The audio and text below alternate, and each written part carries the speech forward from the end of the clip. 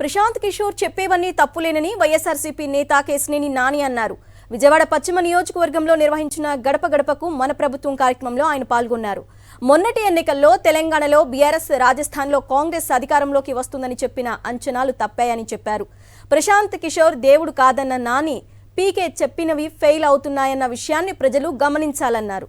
కుటుంబాల్లో చిచ్చు పెట్టడంలో చంద్రబాబు సిద్ధహస్తుడని ఫైర్ అయ్యారు. తన కుటుంబంతో పాటు వైఎస్ఆర్ కుటుంబంలోనూ చిచ్చు పెట్టాడని విమర్శించారు.